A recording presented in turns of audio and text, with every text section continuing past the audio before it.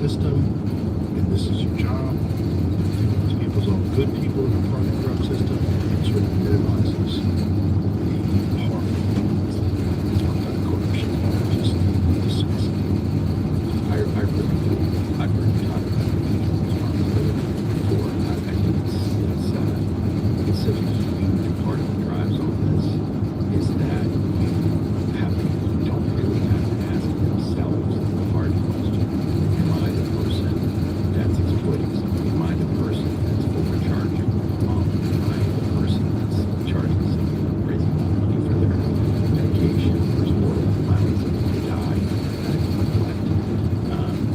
Because once you have a corporation and you look at that org chart, you can see the org chart is not as a nice orderly way of getting commerce to move forward, but it's also a thousand ways of responsibility. Every one of those persons just takes a tiny measure of responsibility. Well, I'm just in the accounting department.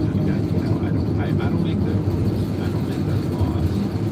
That, in the healthcare industry, people reporting their calls with their healthcare providers or their insurance companies saying, oh, I'm sorry, I really can't answer that. It's not my job. Somebody else makes that decision.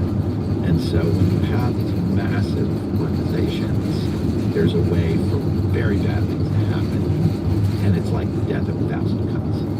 And it's also, everybody's trying to maximize profit. And when you're trying to maximize profit, you just find some ways to justify it. It's like your main job is not to help people. These prisons aren't rehabilitation centers. You're trying to, you actually profit off people becoming, functional members of society once they get released. That would be amazing. And you'd have an incentive to make people better people in prison. Imagine if their profit was based on people being rehabilitated, re-entering society, and becoming, functional, proper members of society where they contribute. Sure.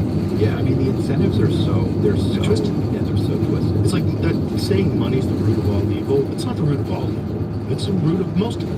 It's like a giant percentage of it. Yeah. Maybe it's 75% of evil. The rest of it's lust? Yeah, I mean, anger, jealousy. Yeah. That's the root of a lot of evil. Whatever the other percentage is. But money, 60% maybe, let's be charitable, the root of a lot of fucking evil, man. And when you can do it inside of this framework of corporation, it's so twisted because it's ubiquitous. It exists in almost all industries. There's always, whether it's this is the reason why people celebrated when that healthcare executive was shot. They were like, hey man, fuck you guys.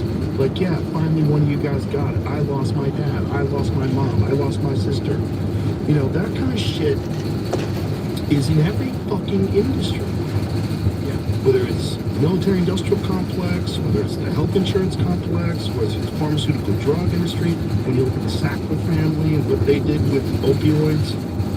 I'm sure you've seen the Netflix, the Peter Berg, Netflix painkiller series. Fucking incredible. It's just incredible that guy's just walking around. You're responsible for the death of who knows how many people. Because who knows how many people that had relationships with people that got addicted also lost their lives, also lost everything. Because you're dealing with a brother or a mom that's completely lost and your life is hijacked now by this situation. You've lost your dad, you've lost your mom, you lost a spouse. Fuck. Turns out, if you've been in a car accident. For those of you tuning in, we're heading to Utah. Currently driving towards Cayente on the 180.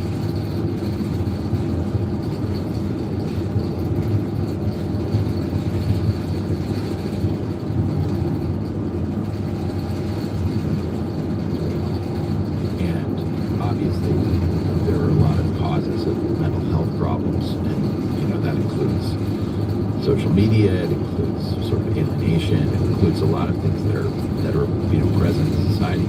But the prison industrial complex and the experience of having somebody incarcerated has a huge impact on mental health.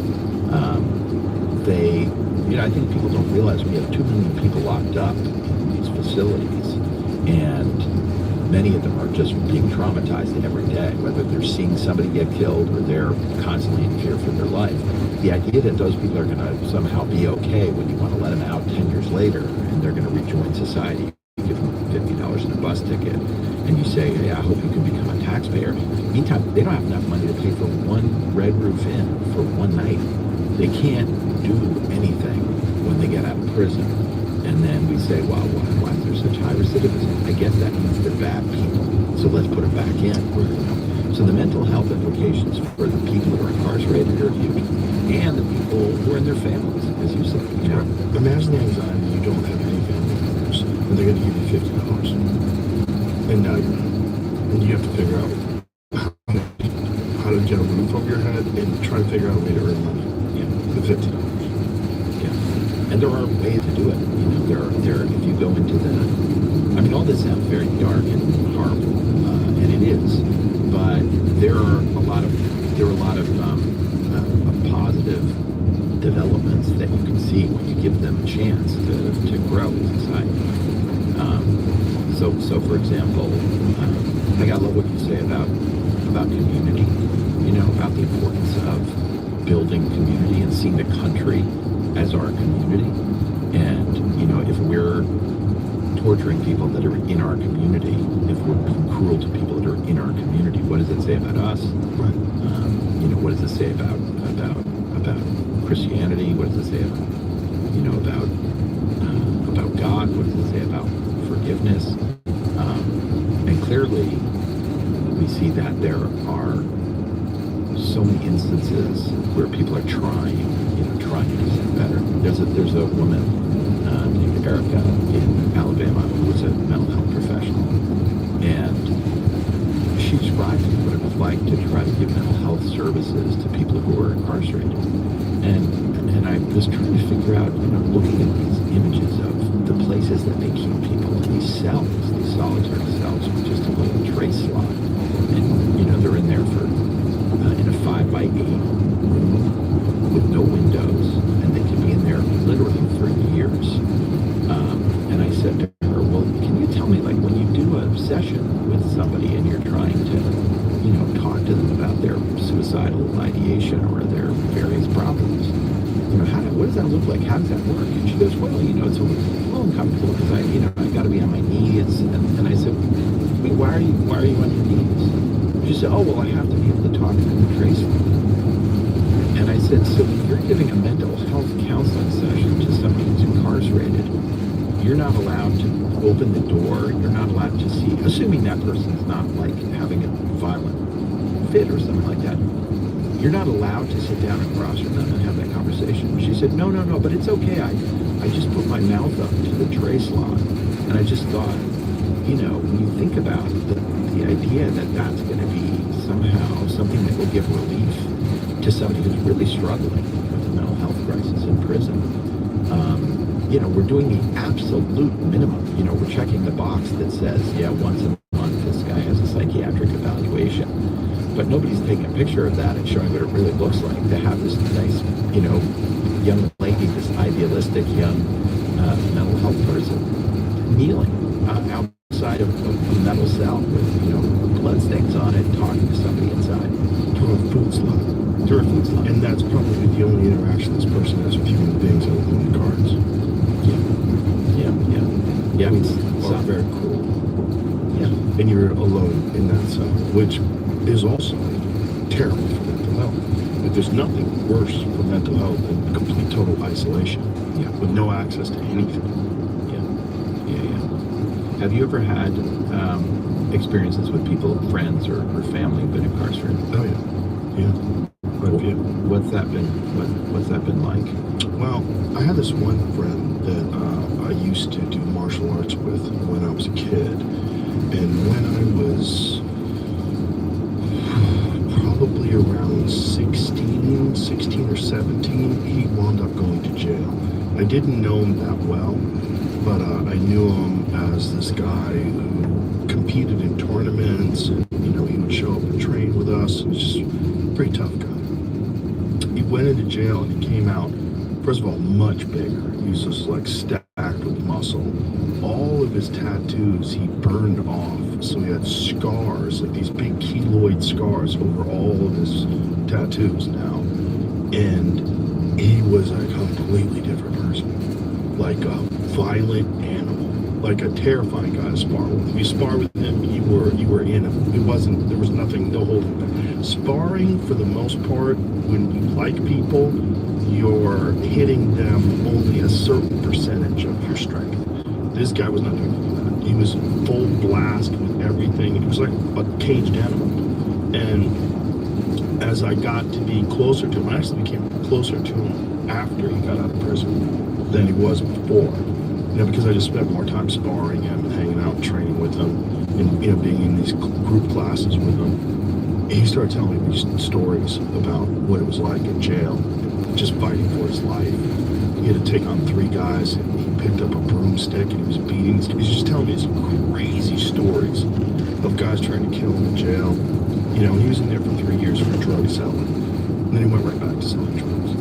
And he eventually got arrested. I've told the story before. It's kind of crazy. They found a guy that had every bone in his body broken with hammers.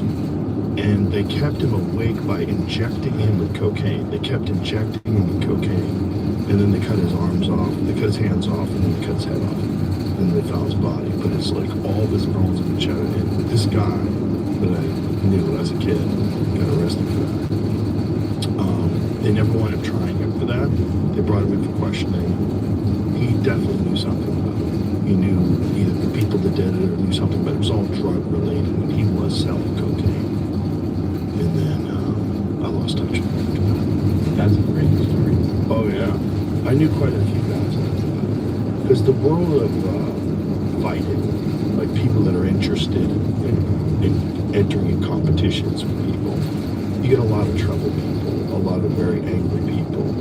A lot of them that come from violent households, that were beaten as children, or they were bullied as kids, depending on what.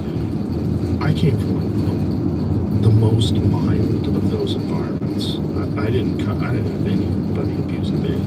I lived in the suburbs of Boston, lived in Newton, which is a really nice neighborhood. I just was interested in martial arts. And then I was fascinated by this idea of bettering myself through competition because it was so scary.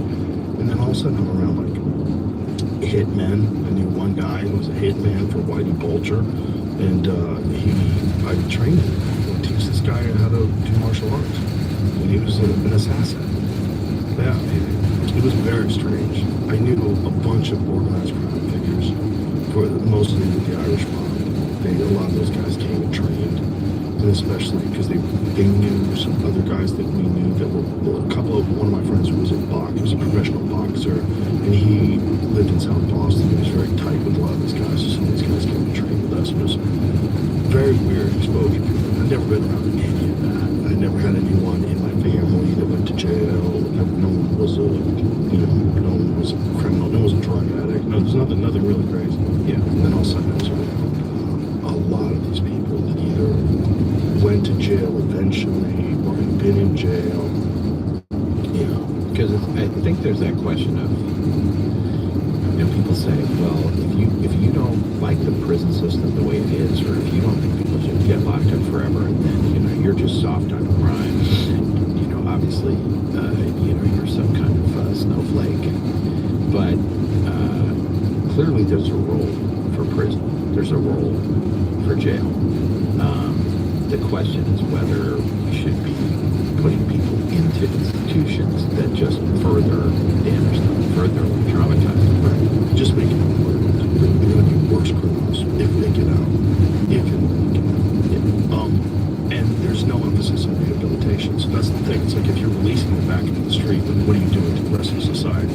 If you're taking a person who's committed a violent crime, making them way worse in jail, and then releasing them, this is like a slow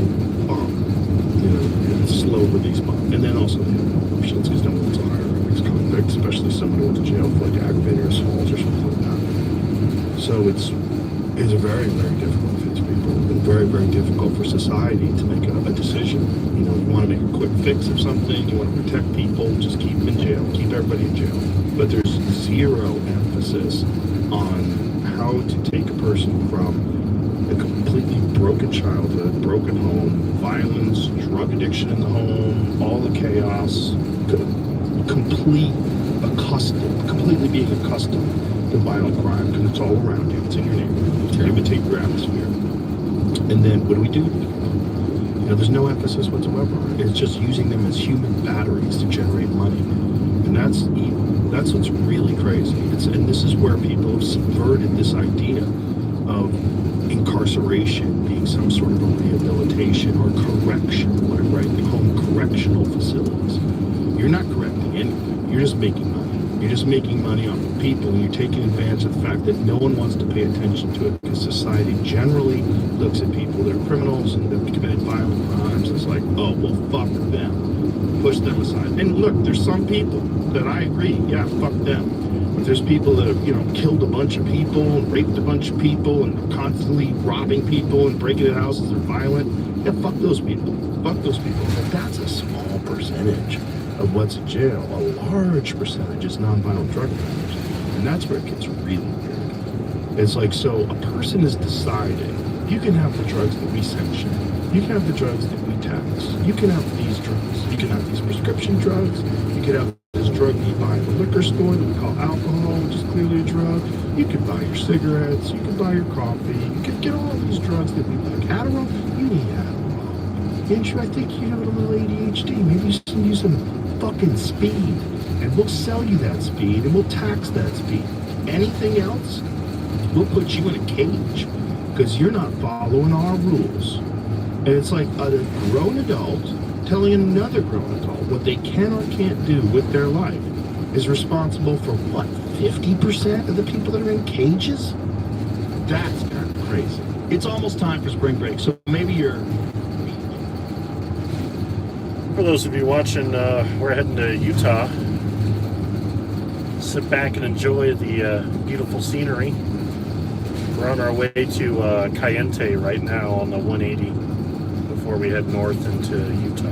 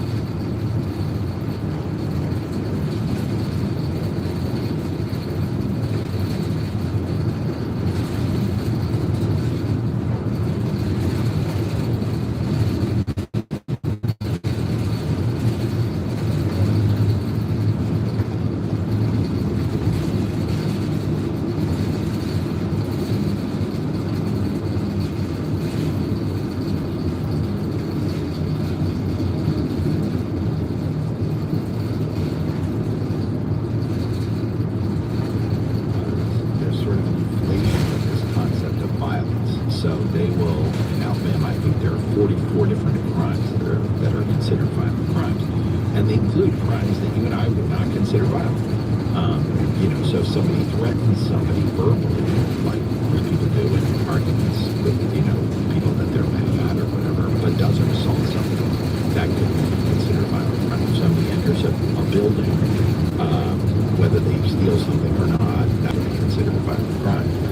So it makes it easier just to, as you say, like, the battery.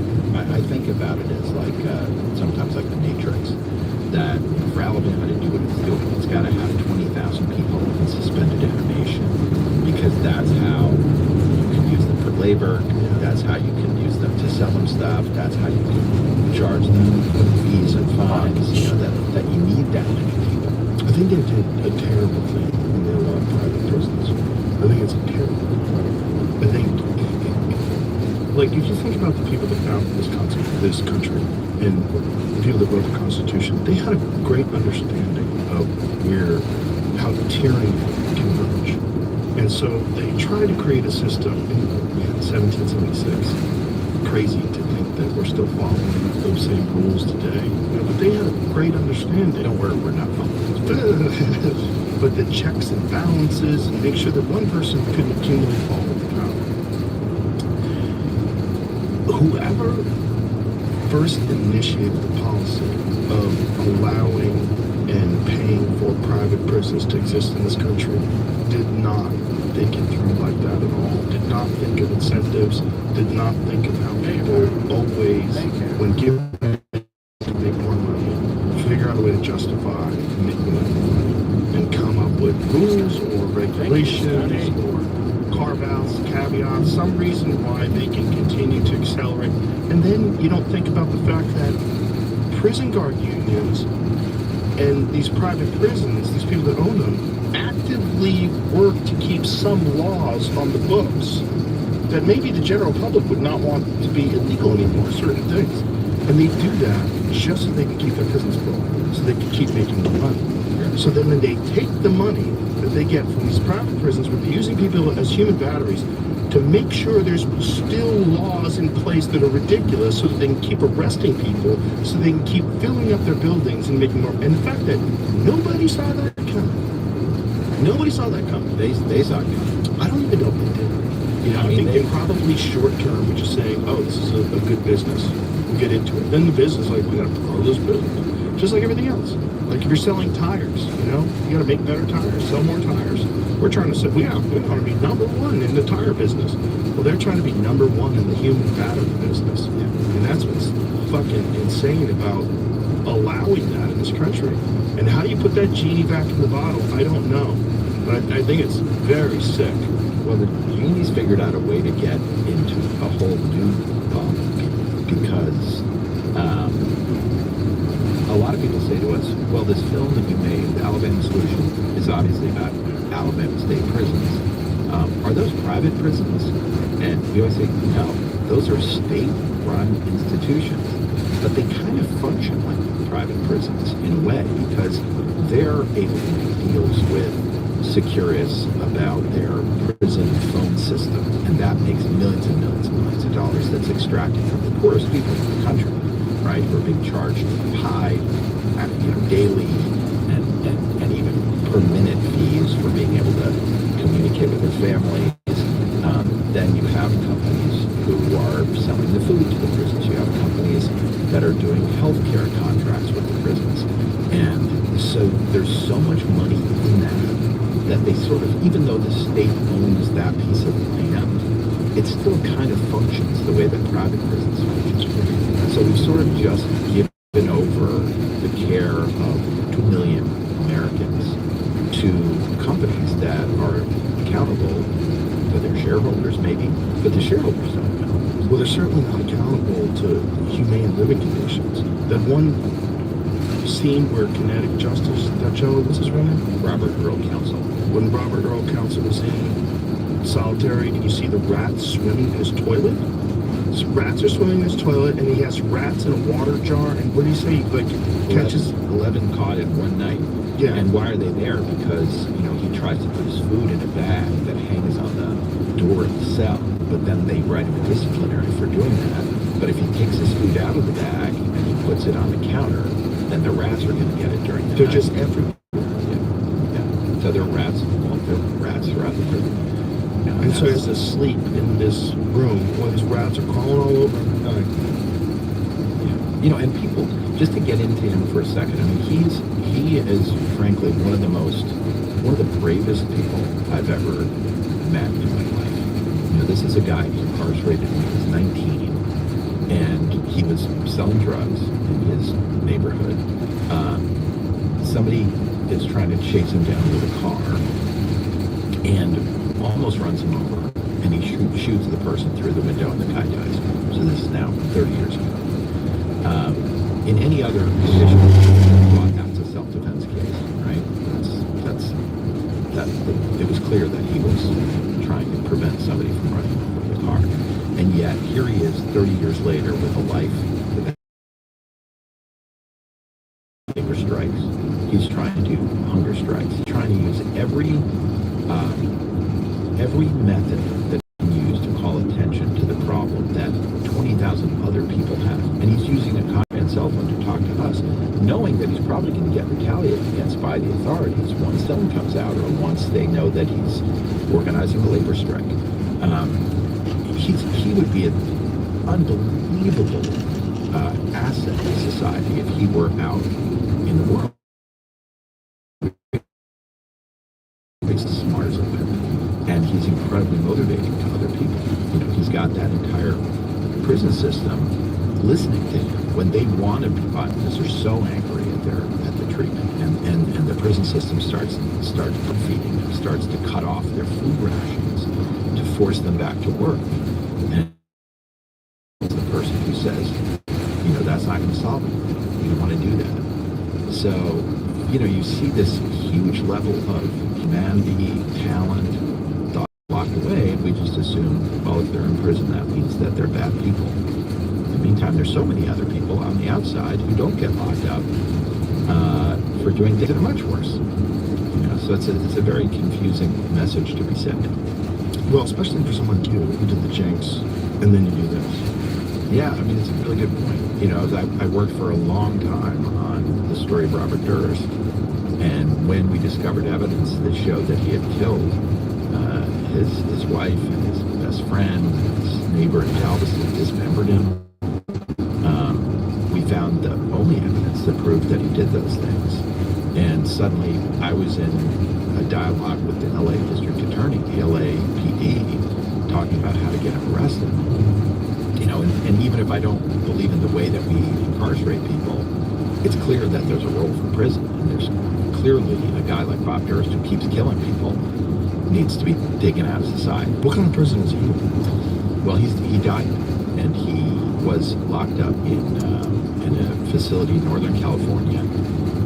It was sort of a facility for senior citizens who had medical problems. So, you know, a lot of really rich people, as you can tell from, you know, there have been a bunch of cases on this. And so you end up, you know, with that sort of situation where a guy who maybe has stolen $100 million and not paid his taxes, or taken money from his workers, or committed some horrible act of fraud, ends up in a prison farm, ends up in a pretty nice facility where, you know, he had access to lots of things. And then you have poor people that are locked up in places that have rats in their cells and vermin. But yeah, I was always sort of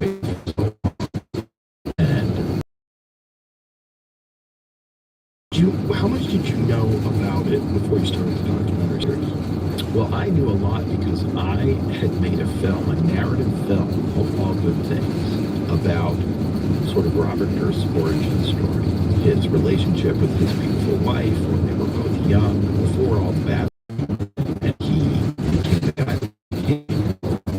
There was this kind of strange love story between this kind of difficult man and this very lovely girl, Kathleen McCormick, and I made this film. Ryan Gosling played the Bob Durst character, and Kirsten Dunst played his wife, and really investigated that story so that we could tell the tale of what had happened to them in an accurate way.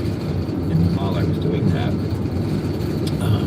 we reached out to Robert Durst, to the real Robert Durst, and I said, we're making this film about, I guess we spoke to his lawyer, so we're making this film about you, about your client, and we'd like to talk to him, get his input, make sure that we're trying to tell the story accurately. What was the premise of the film? It was basically the story about him and his wife when they first met, this rich guy and this girl from sort of the other side of the track. And then that relationship got toxic. Eventually he kills her. And then later his best friend, Susan Berman, knows about what happened to his wife, starts to become problematic, then he kills her, and then later he moves to Galveston, Texas, and disguises himself as a deaf mute woman. Do you remember this? And he ends up becoming friends with his elderly neighbor, and this guy Forrest Black, and they go out shooting on Pelican Island and so on, and eventually they have a little altercation because he figured out who Bob Durst was and sort of on the run, and he dismembers that man. He kills him and dismembers him. This movie with Kristen Dunst, when was that released?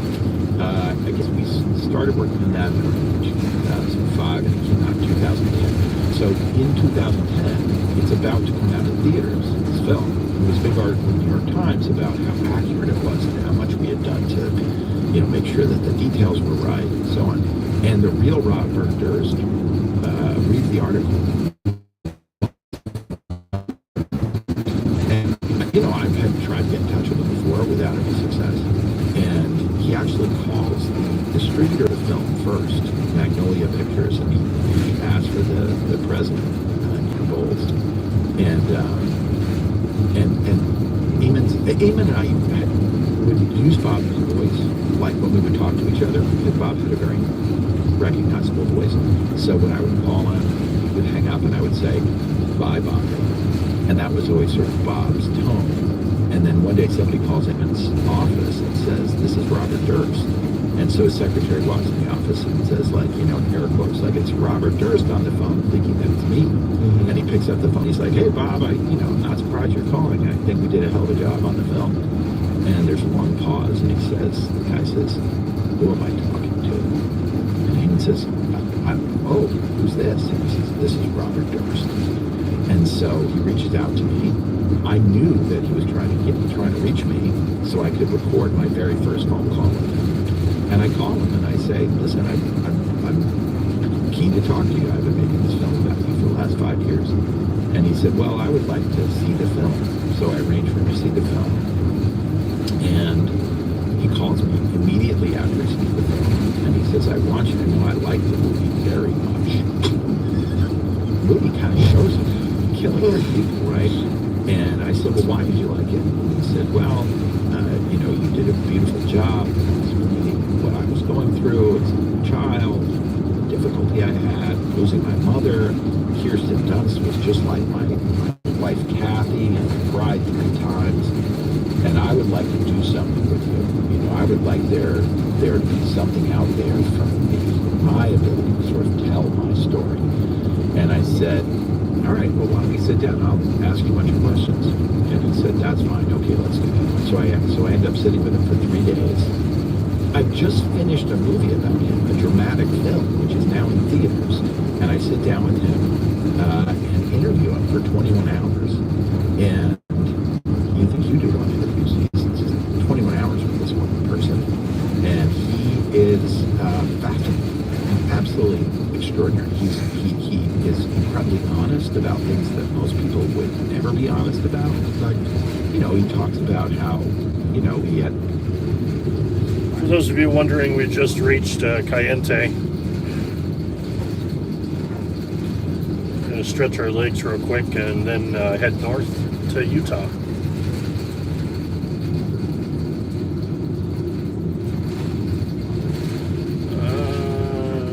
Gas station, I guess.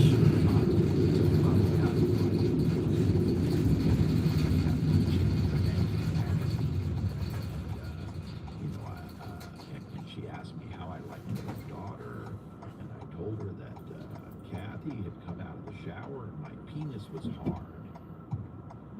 And you said that to her aging mother? Yeah, that's what I did. That's what I thought.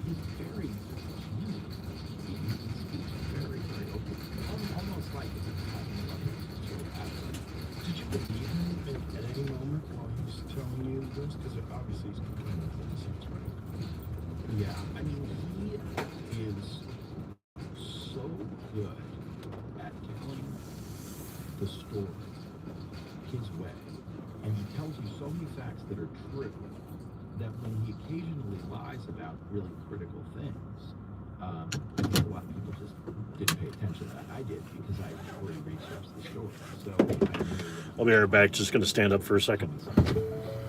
bullshit that it was bullshit. But you know, I did have to myself part of it is everything you got to just get into that mode where you're trying to hear his version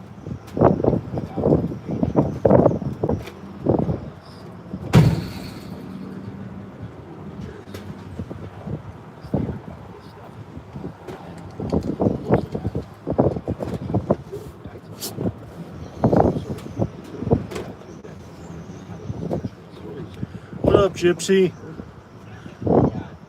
Yeah, we're heading to Utah right now.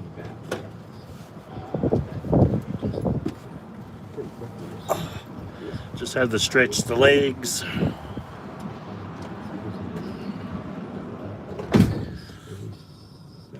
So he's probably already experiencing some kind of cognitive decline.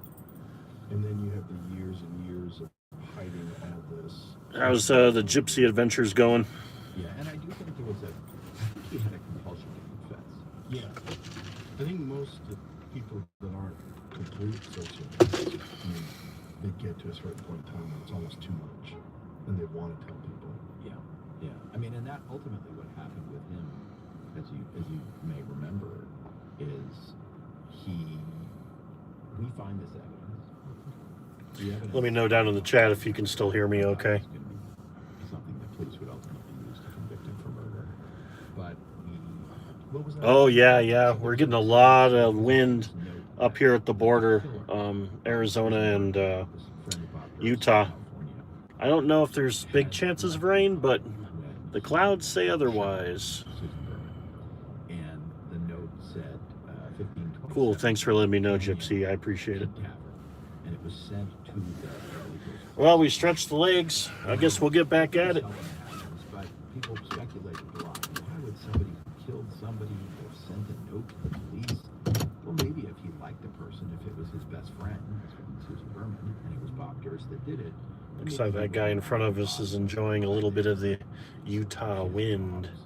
The dogs to mess with the body, so he may We're out of here. her and then left this note. But then later, when he was asked about it, he said, "I have no knowledge about that note."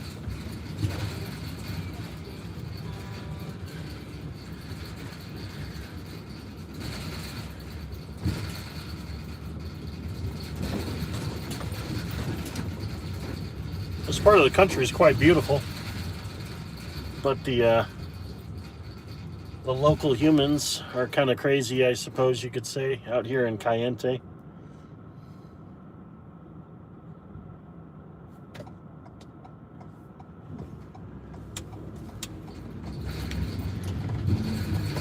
And where we're heading, if anyone's wondering, is the birthplace of the inspiration for the Looney Tunes cartoon Wile E. and Coyote, if you didn't know.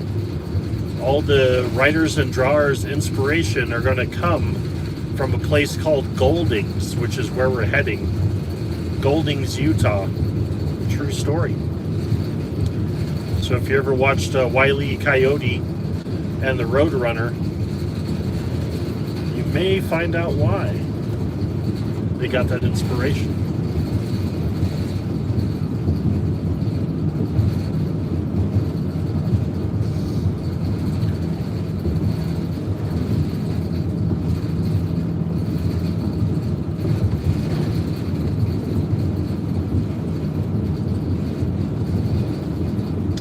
As I continue to chat with you all, I'm just listening to a little bit of the Joe Rogan show. I'm not even sure who's talking right now.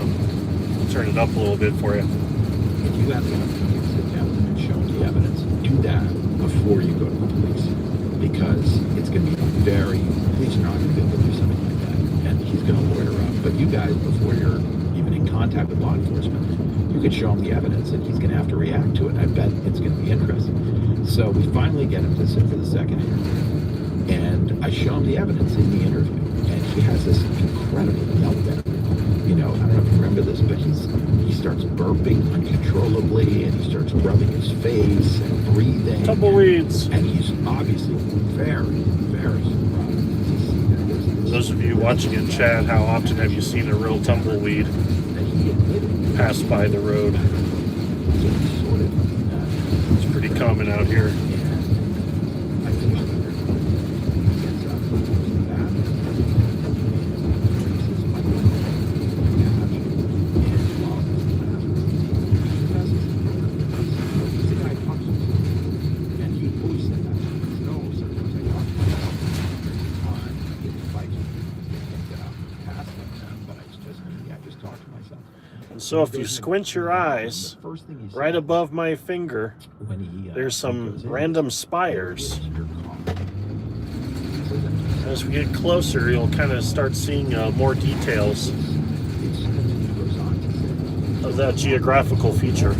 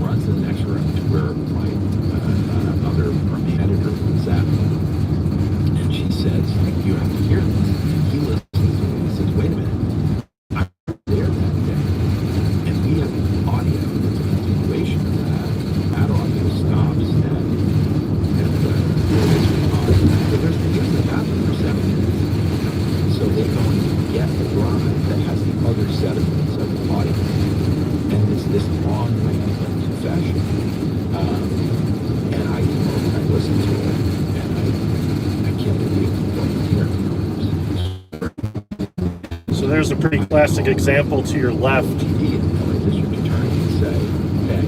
Right there. One of those spires. You'll see a lot of those spires kind of exaggerated in the Wile E. Coyote and Roadrunner series of Looney Tunes.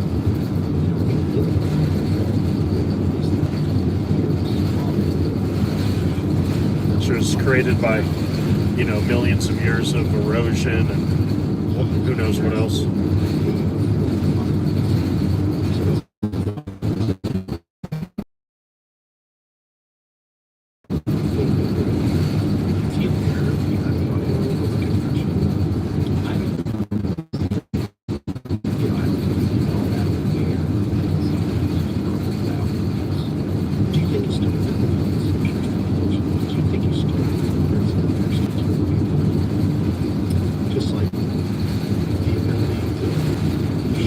Gypsy and Chad, I don't know if you're interested, but give a shout out down below if you want to see John Wayne's house. We can see one of John Wayne's homes out here in the Southwest, where he stayed while filming some of his movies. If that interests you, let me know. Maybe we'll go take a look.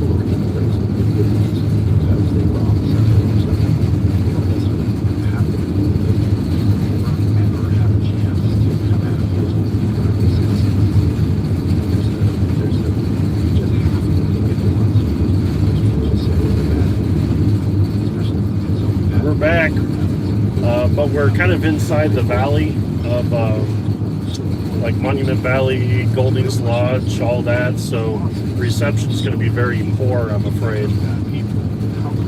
So just a heads up, if we lose connection again, I'll probably just end stream here. But we'll keep it going as long as we can.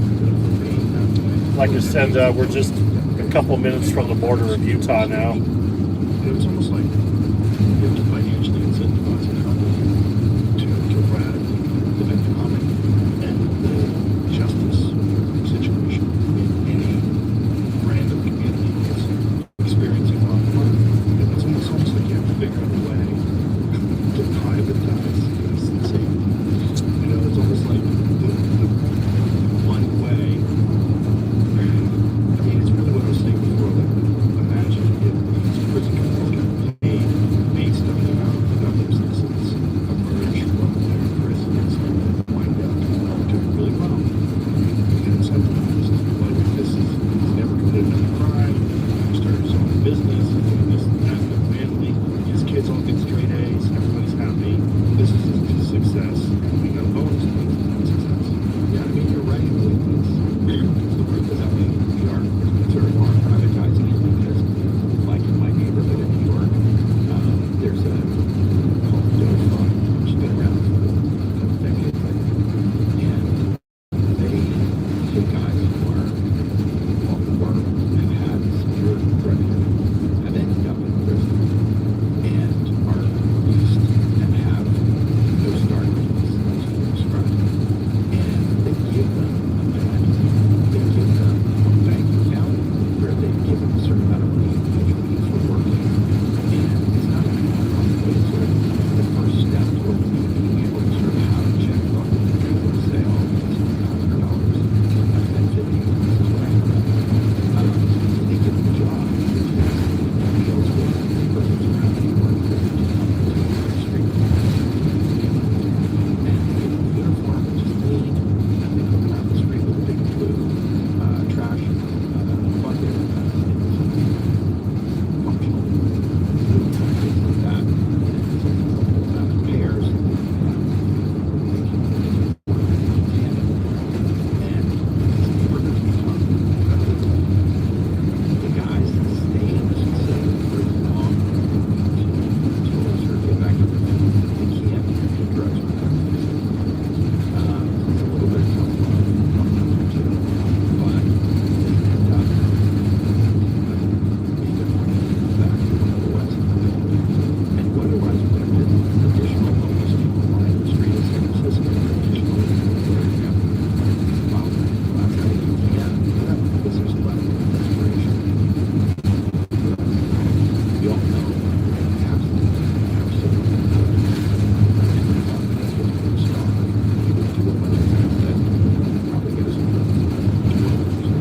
and taking care of people that are in that situation, providing them some sort of vehicle for improving their life is going to be a big thing, and it's going to have some impact. But the real impact is going to be when we address the environment that we do in our country's places. Sell that stuff versus the store at the low cost. And, you know, are these people that we want to be in our neighborhood? And, you know, are these people that we want to be in our neighborhood? And this issue is going to be so important because, you know, how are we going to get back to some kind of other country? You know, it's so important. And if we can demonize people so quickly and just say, well, look, my neighbor, you know, he's going to put his tractor in my lawn, and therefore he's a harmful person, and I'm going to go and smash his tractor, and, you know, as opposed to the guy saying, no, I'm going to put my tractor in my garage because it had a flood. Oh, you had a flood. You know, that it's that there's a level of rage, right? Folks, we've officially made it to Utah.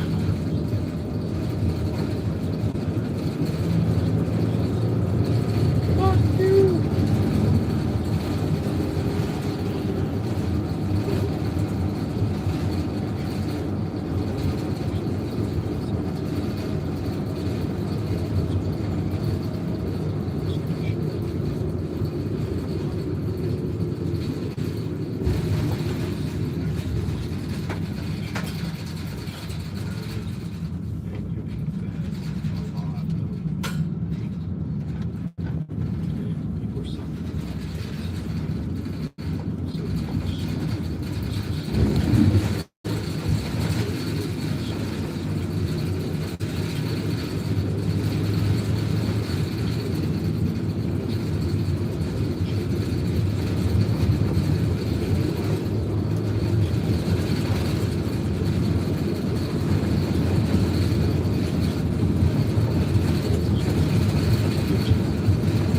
Thanks for joining in, guys.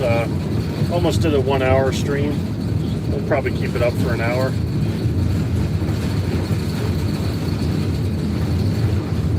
I'll have to plug the phone back in here in a little bit and do my thing. Plus the reception will probably lose any second. But once we're heading back from Utah, we'll probably start another live. If anybody wants to see the other way, back home.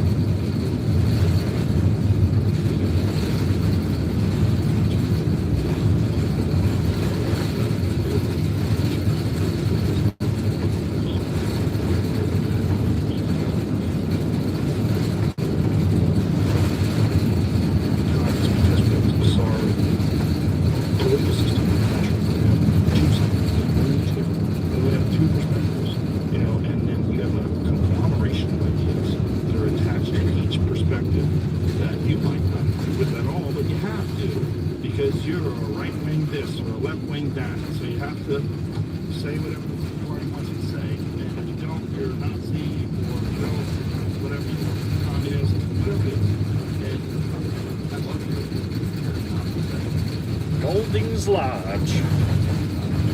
Yatte.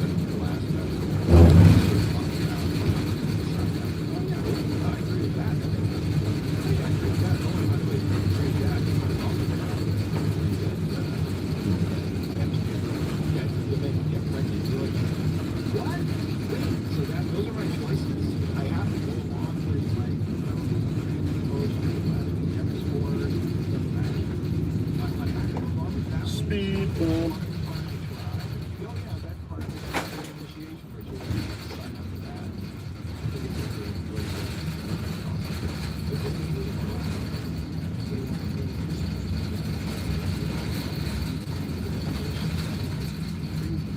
All right, folks, it's been real. I only have like 1 bar of service, so I'm just gonna cut the stream right here. But if you can all still see or hear me, thanks for watching, and we'll see you later. Yeah, and that's what people are agreeing to, and then you get groupthink, and then you get also ostracization. You get ostracized from the community if you don't do it.